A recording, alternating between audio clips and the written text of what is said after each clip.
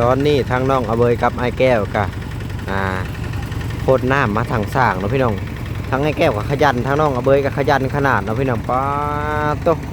สู่งานกันในตอนแดดเลยได้พี่น้องเอ้ยนี่แหละเพราะว่านี่เป็นทางบอลนี่เนาะพี่น้องสู่กันในแดดเลยงานนี่ทางเฮากับอยู่ในแดดเลยแต่ตอน12 โมงนี่แหละเห็นดิโอ้เอาดีๆได้เบยวิทย์มันวิทย์หลดผ่านบ่เอาเบยเก่งอะไรเบยนี่คือว่าแหละน้องเพิ่นเป็นคนหักออกไปนะอย่ามาทูหลดเพิ่นนะหักไปนี่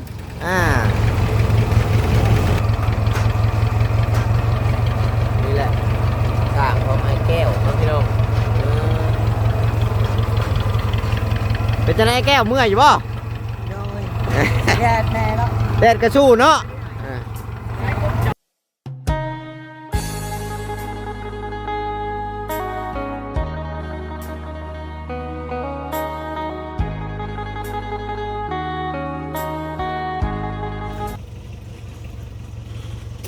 สบายดีและสวัสดีพ่อแม่พี่น้อง FC สุขคนเนาะบ่ว่าจะเป็นฝั่งไทยฝั่งลาวหรือว่าสิเป็นทางต่างประเทศกันยินดีต้อนรับเข้าสู่ช่อง YouTube บ่าวแอนสตูดิโอหรือว่า Facebook Fanpage บ่าวแอนอีกแล้วพี่น้องเนาะเปิดภาพมาเมื่อนี้ก็มาอยู่บ้านไอ้แก้วเนาะพี่น้องเนาะหรือว่าบ้านของน้องอาเบยเพิ่นอะไรนะพี่น้องเนาะทางบ่าวแอนก็กลับลงไปบ้าน3 มื้อเนาะพี่น้องก็บ่ได้กลับขึ้นมาเนาะซึ่งเมื่อกลับขึ้นมามื้อนี้ก็ทางกระต๊อบไอ้แก้วกับจนแล้วเนาะพี่น้องเนาะพอบ่าวแอนกลับลงไปแล้วถึกจังหวะบ่าวแอนเฮ็ดห้องน้ำเนาะพี่น้องเพราะว่าบ่าวแอนก็ยังบ่ทันมีห้องน้ำกันเนาะพี่น้องลำบากยามฝนตกฟ้าลงสิไปเข้าอยู่เฮือนลุงก็เกรงมุกเกรงใจเพิ่นอะไรนะพี่น้องเนาะซึ่งเมื่อเราเฮ็ดห้องน้ำก็บ่ได้แล้วดอกพี่น้องมีแต่ว่าขุดเอาท่อลงแล้วก็หยุดเนาะพี่น้องบ่มีเงินเฮ็ดต่ออะไรนะพี่น้องเนาะซึ่งมื้อนี้ก็เลยกลับขึ้นมาสู่งานต่ออีกเนาะพี่น้องเนาะซึ่งมาบัดนี้ป้าทุกพี่น้องเอ้ยเพิ่นทั้งน้ำบาดาลให้ทั้งไอ้แก้วพี่น้องเนาะหลังจากนั้นก็เพิ่นก็น่าจะต่อเติมเรื่องซ่านนี่พี่น้องเนาะเดี๋ยวบ่แอนจะพาพ่อพี่น้อง FC เลาะเบิ่งบรรยากาศบอลเพิ่นทางน้ำอะไรนะพี่น้องเนาะกระชั้นก็จะได้เข้าหาทางเพิ่นเลยนี่เด้นะพี่น้องบ่แอนก็หากับมาฮอดนี่แหละบรรยากาศแดดๆเนาะซึ่งมาเมื่อกี้นี่ก็ย่างรถหัวก็เปลี่ยนทางไซนอกไซในก็เบิดไป250,000นะพี่น้องก็ฮอด300,000เกือบฮอด500 บาทยังบ่มีเงินแห้งซ้ำเนาะพี่น้องเนาะเดี๋ยวจะเข้าไปเบิ่งเพิ่นเลยเนาะพี่น้องว่าเพิ่นทางฮอดใช้แล้วขนาดเนาะเพราะว่าเฮาก็ได้มา3 มื้อแล้วเนาะพี่น้องนี่แหละกระต๊อบของไอ้แก้วเพิ่นก็เนาะพี่น้องโอ้กระต๊อบไอ้แก้วเพิ่นอยู่นี่เนาะนี่เด้กระต๊อบเพิ่นก็โอ้มากะเบิกก่อนนะพี่น้องกระต๊อบเพิ่นก็ง่ายอยู่ได้อยากซ้ำๆกันกับน้องอเบยแต่ว่าตัวนี้มันจะเป็นทรงโมเดิร์นเนาะพี่น้องโอ้เด็กโอ้ไปเดี๋ยวเหยียบเชียงโอ้บอลไว้ถวยบะบ่วงพันบ่ออันนี้ทางทีมงานเราเห็ดยังอันนี้เนาะสบายดีนะพากันเห็ดยังอันนี้นะคือมาจุ่มอยู่ในนี่แท้นี่โอ้สบายดีเป็นจังใดที่แรกๆทางอยู่นี่มันบ่ได้น้ำมันไหลไปตามนี่โอ้แม่แล้วดินมันโค้งเนาะที่ยางกันน้ำมันเสาะออกผลบางไหลลงพูเลยก็เลยไปทางขั้นก็แม่แล้วไปทางขั้นแล้วถึกเนาะทางน้องอเบยครับว้าน้องอเบยนี่ก็ธรรมดาเนาะครับรถก็เป็นหน้านี่นะอ๋อเท่ากูทางน้องอเบยกับไอ้แก้วกับป้าเท่าน้องอเบยก็เป็นคนขยันขนาดพาFCมาเบิ่งก่อนสบายดีไอ้แก้วโอ้ป้ามือขับรถอีกไม่ธรรมดาเอาขึ้นทางไหนนี่นะมาตอนไหนล่ะถ้าก็มาฮอดนี่แหละได้จักรถแหละตั้งน้ำนี่3 รถโอ้ดีแล้วเปลี่ยนบอลทั้งมันบ่ได้บ่ทางหลังนี่บ่ตัวแล้วมันโค้งเนาะดินมันโค้งมันก็เลยบ่ได้กระดินบ่โค้งนี่จะได้อยู่ เอ้าพี่น้องเอ้ยสู้กันในแดดๆเลยเนาะพากันกินข้าวกินน้ำแล้วนี่นะโอ้น้องกระเบยนี่ก็บ่ธรรมดาเนาะข้าวโหลดก็เป็น อยากได้เมียแล้วนี่จะหน่อยนี่เอ้าพี่น้องเอ้ยนี่แหละน้องพี่น้องบอดเพิ่นทางสร้างเนาะนะโอ้ทั้งน้องเอาเบยกัน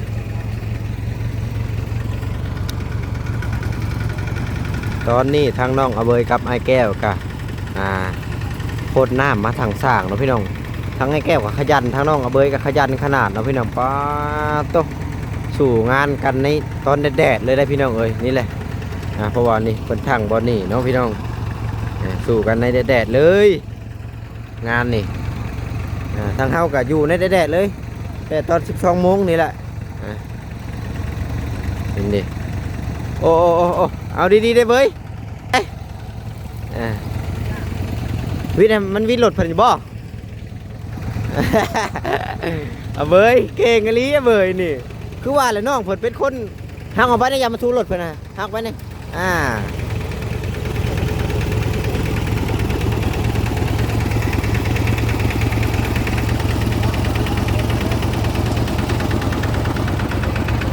เอาคันเลขไว้เนี่ยคันเลขไว้โอเคเนาะสบายดีโดยกำลังมาเพราะแต่กลับเมื่อบ้านก่อนมีเวียกนะ3 มื้อเฮ็ดห้องน้ำพอบอแอนกับกูมีห้องน้ำคือกันนะแม่อันนี้ก็สิกลับบ้านได้เพราะว่าอันนี้งานน้องอยู่บ้านเด้ก็คือน้องเองน้องของว่าสัญญาโอ้น้องกระแท้นี่บ่น้องเป็นพี่น้องน้องพี่น้อง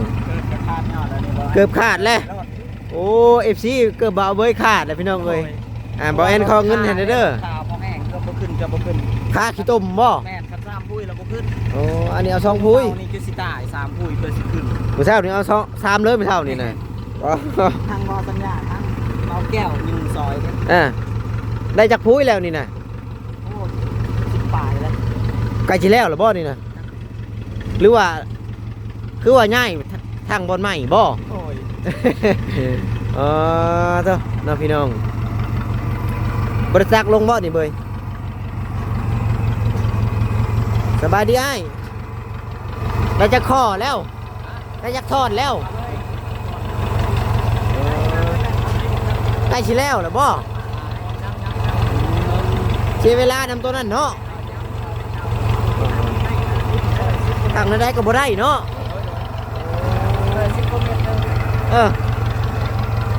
นี่แหละน้องพี่น้อง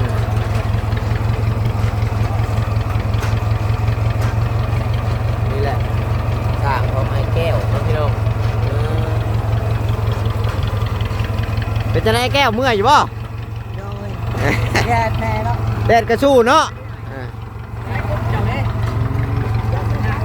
ผมเป็นยังครับมาง่ายแน่มาพี่1 2 3น้องแดดแห้งเลยโอ้เดี๋ยวบอแอนไปเอากรุ๊ปก่อนฮะบไหวพี่น้องเอาพี่น้องเอ้ยใส่กรุ๊ปแล้วแดดแห้งบไหวทำบอแอนก็ได้นี่แหละบรรยากาศตอนแดดเลยนะพี่น้องอยู่ในเดือนของไอ้แก้วเพิ่นเนาะนี่แหละเกิดชานเพิ่นกันโอ้มีบนอยู่บนเสาเลยต้นไม้คูนเพิ่นกับตัดเอาได้พี่น้องบอแอนเอาบ่ให้ตัดเพิ่นกับบ่ตัดเนาะเพราะว่ามันก็เป็นสิ่งมงคลได้ต้นไม้คูนนี่พี่น้องบ่ว่าได้พี่โซลาร์เซลล์ก็ติดอยู่พี่น้องคือจะหุ่งอยู่เนาะนี่แหละเอากันแดดเลย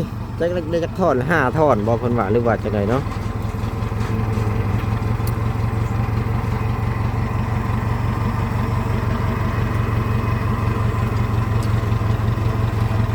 ทางแต่เช้าเติบบ่ค่าน้ำไปน้ำเนาะคำหมูไปจักแล้วนี่ บรรยากาศก็แดดแห้งกันเลยว้าตัวคนก็บ่ตกแน่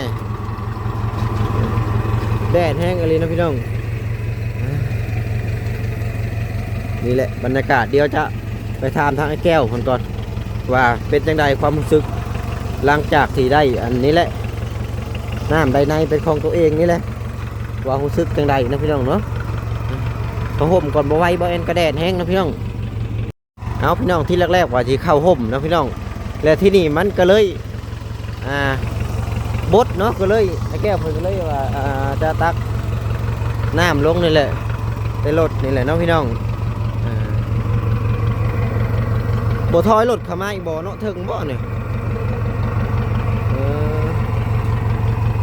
สิท่อลงนี่เลยบ่ขณะมีกระพุ้ยหลายๆยังโอเคเนาะอันนี้พุ้ยเฮาบ่หลาย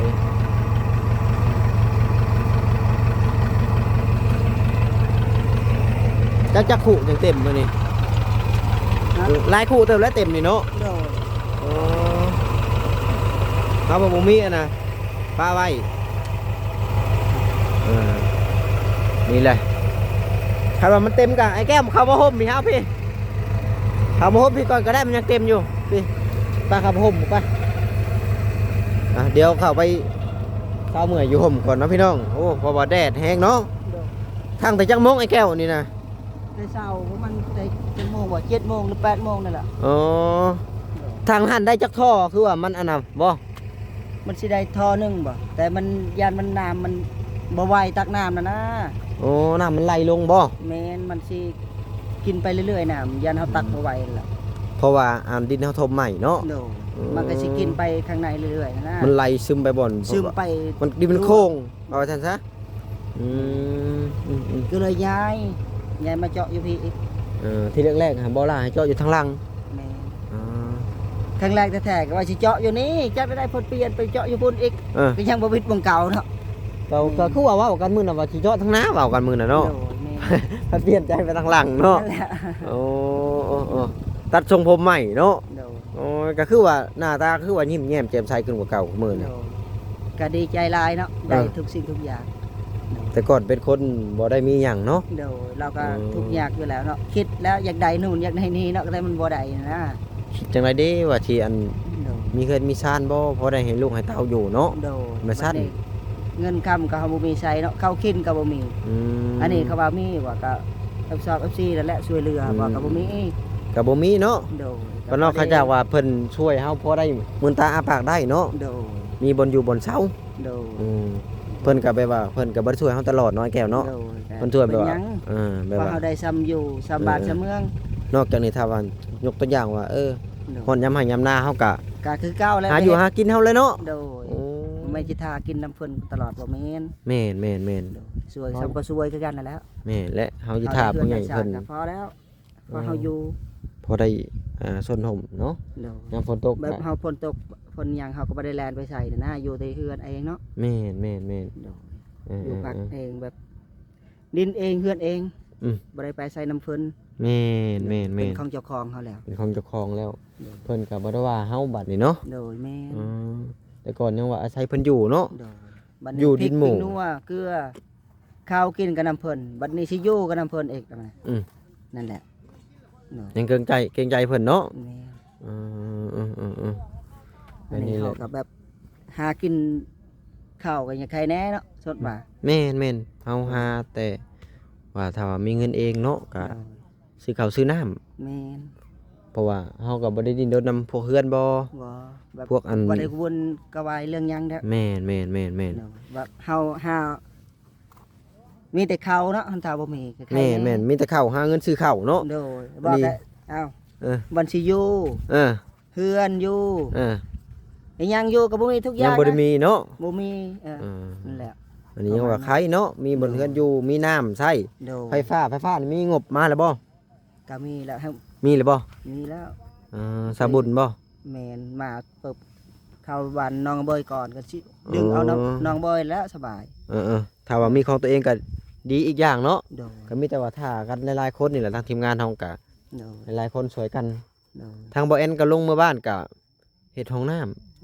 บ่แอนก็บ่ได้มีห้องน้ำได้ โดย บ่ยามฝนไปเข้าเฮือนลุงนะมัน โด ยากเพิ่นเฮาก็เกรงใจเพิ่นนี่แหละ อ่า ขนาดบ่แอนก็ยังเกรงใจเพิ่นเนาะ แม่น ค่ำมืดก็ยังไปส่อเพิ่นเนาะ แม่น ก็เลย อยากได้ของ อยากได้ของตัวเองก็เฮ็ดบ่ได้แล้วดอกบ่แอนก็มีแต่ว่าเอาท่อลงไปเพื่อนน้องอเวยนี่เด้ อ๋อ ขุดเอาท่อลง โดย หลังจากที่เมื่อแต่มื้อนั้นก็ขุดแน่แล้วก็ นั่นแหละคิดเอ้าคนหนึงไปใช้เนาะก็บ่เห็นหน้าเห็นตาเนาะมันหายไปเลยนะ ก็เลยขุดแน่เพื่อจะขุดอันโอ้เลิกเติบได้ขุดก็ได้ ขุดเอง ขุดเองเฮ็ดเองนะ โดย คือเฮ็ดก็เฮ็ดเองเพราะว่าก็บ่มีเงินมีคำหั่นแหละ โดย ก็เลยเอาท่อลงแล้วก็ โดย ป้าไว้หั่นแหละผู้ใดหลังจากที่มีเงินซื้อปูนบ่ซื้อแห่ซื้อทรายหั่นแหละ โดยโอ้เฮ็ดห้องน้ำก็หลายอย่างคือกัน หลายเด้ ก็ใช้เงินหลาย แม่น เฉพาะซื้อท่อเท่าได้อะไรก่อนอ่ะ ซื้อท่อกับอันพาปิดนะเบิดพอดีเป็นล้านสี่ อันนี้เท่าไหร่2 ล้านวะ เออ ท่อละ200,000บ่ บางที่มันบ้านนอกมันอาจจะแพงกว่า แพ เด้ งกว่าในเมืองครับ แต่บอแอนชื่อท่อละ1,800,000 น่ะ มันก็แตกต่างกันแบบว่าเพิ่น ก็ ก็ แม่น แม่นแหละมัน แต่อ ก็ ยู่บ้านนอกเขา แม่น สิว่าเปรียบเทียบอยู่เมืองบ่ได้ดอก แม่นเพอในเมืองพอยัง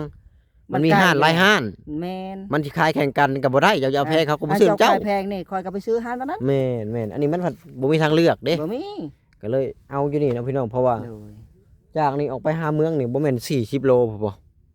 ประมาณนั้นแล้ว ประมาณนั้นเนาะ โดย เพราะว่าจากบ้านไปแอนมากับพี่150 กิโล น่ะ ป๊า อันนี้ก็มีวงเดียวเนาะก็สิไปใช้เนาะ เออ นี่ก็ว่าขาย300,000 400,000เขาเจ้าก็ซื้อแล้วเนาะ ขายเท่าไรก็ซื้อแหล้ว ก็นั้นเขามันมีห้านเดียวเนาะ แม่น อันนั้นก็อยู่พุ่นเนาะมันเป็นตัวเมือง อืม เบิดบันซื้อบ่ แม่นมัน เจ้า บ่ ขาย ซื้อ แพงคอยก็ไปห้านตอนนั้น แม่น อ่า ไอ้แก้วได้ยังให้พวกอันเพิ่นกินอันนี้ทางบ่ล่าบ่ซื้อให้ สิแม่นบ่ ไปผู้ไปเบิ่งเพิ่นไปว่าได้เพิ่นได้ยัง เขายัง อืม ให้เพิ่นกินยังบ่ฮู้ได้นี่ เพราะว่าเพิ่นงบงบประมาณทางผู้ใหญ่เด้บางทีเพิ่นรับอันนี่แหละให้นายสร้างอืม ไปไปซื้อ อืมเพิ่นคือบ่ไปซื้อเลยเพราะเพิ่นอยากกินนี่อืมแม่นแหละอ่ะ อันนี้กินไปก่อนบ่ บ้านไปก่อนมันก็อิ่มก่อนแล้วเนาะ บ่ แกงยังอันนี่นะ กับติวกับไก่ ให้แกงอันนี้นะ เมีย โอ้เมียบ่าวแก้วแกง ซึ่งรับประทานอาหารว่างก่อนเด้อ อาหารว่างเนาะ นี่อาหารว่างสองจานนี่นะ เนาะพี่น้อง เด้อนี่นะ อืม อาหารว่างอยู่ของบ่ว่างก็เอาไปซะก่อน ถ่ายอีกจักหน่อยเนาะให้เพิ่นไปซื้อมาให้พอ12 โมงแล้วได้นี่เนาะ 2 โมงเลย โอ้ แล้วก็ โท จะ ษ ไปซื้ออันพอกินมาให้ทางทีมงานสร้างเพิ่นก่อน อืม ก็มากันหลายคนโอ้สบายดี สบายดี ไปดิ สบายดีทุกคนเป็นไรเมื่อยบ่ เมื่อยแล้วเนาะ หาเนาะ มื้อกับคนเอา ปก เลย ติทุกคนเริ่มแต่แรกแต่ตัวนี้เนาะ โดย เพราะว่าเจอปัญหาก่อนไปเอาไงเดี๋ยว เพราะว่าทมบักเลิกๆไหนได้นี่นะ กินข้าวกินน้ำเดี๋ยววันหลังจะไปซื้อเขา จุดท่วมหัวบ่เป็น2 เมตรผมจักท่วมอันนี้เนาะฮอดได้2 เมตรเนาะมันซึมมันน่าสิซึมมาแถวนี้เลยเนาะซึมออกเบิดเลยเนาะโอ้มันบ่ไหลลงฮอดในหูน่ะทำเออ ลมเข้ามาจะพื้น พอน้ำมันไหลมันแล่นในทั่วดิ อืม วันนี้รถจอเนี่ยก็สิล่มเพื่อน มันคือขอหยุดลงเนาะเพราะว่าอันนั้นโอ้ทางพอตู้เฮานี่ครับชามงานแล้วนี่เนาะชามแล้วหน้าท้องนี่ชามแล้วนี่เจ้าหันแล้ว นี่ไม่เด้อ ถ้วยเธอว่าคือเก่า ประตูเอ้ยอาหารว่างไม่นี่เด้อนี่2จาน ว่างคักเนาะ ว่างคักได้ บอล่าเอาส้มตำมาให้เพิ่นนี่เด้อพวกอันปิ้งไก่ให้แล้วบ่เที่ยงเนาะ ทีมงานกับบ้านอยู่ไก่ก็เอามาใส่เที่ยงแถว แม่และขนาดนอนก็ยังนอนพักนะนี่ ใครจะมานอนเฮือนอ้ายแล้วก็ได้ไปนอนเผารถในตารางอีก ได้แล้ววันนี้ ได้บ่ เขาเฮ็ดอันนั้นแหละประตู ไผไผเฮ็ดเบาล่าบ่ บาล่าแล้วเลย โอ้อือ เพื่อนเฮาเนี่ย คำว่าเฮ็ดใหม่กับโอเคอยู่เนาะพอได้ล็อกไว้สะดวกสบาย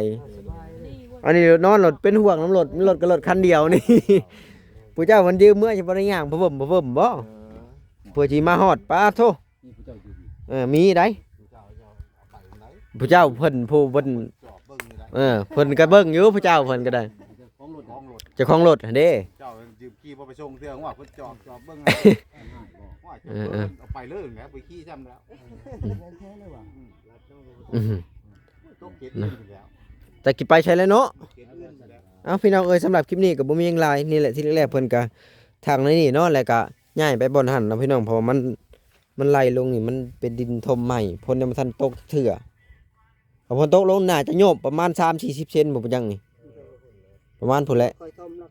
ต้มไม้เนาะ ตูบเฮาก็บ่ย้ายมาพี่เลยเนาะให้มันจำเวลาเฮ็ดเฮือนมันจังยาก แรกไปปลูกเพราะว่าก็เนี่ยมาพี่ปัดยังไม่สิปลูกเรือนใหญ่ปลูก แม่นแล้วมันสิยากแล้วมันกวมโตบ้านเด้ ขุดบ้านแน่นี่เลย อืม นี่ก็ขุดขึ้นมาเลย ตัดเลย เอ้าพี่น้องเอ้ยสำหรับคลิปนี้ก็บ่ได้มีหยังหลายเนาะก็จะทอโตจบคลิปก่อนเอาไว้ช่วงแรงๆพุ่นแหละพอนี่เพิ่นเช้ากินข้าวก่อนเนาะพี่น้องมันเที่ยงมันบ่ายเลยได้พอบ่แอนมาก็ยางรถก็หัวเพื่อจะมาฮอดเพียก็พอดี12 โมงพอดีนะพี่น้องเนาะเดี๋ยวก็ห่มก่อนเนาะจังได๋จังไดก็ฝากพ่อแม่พี่น้อง FC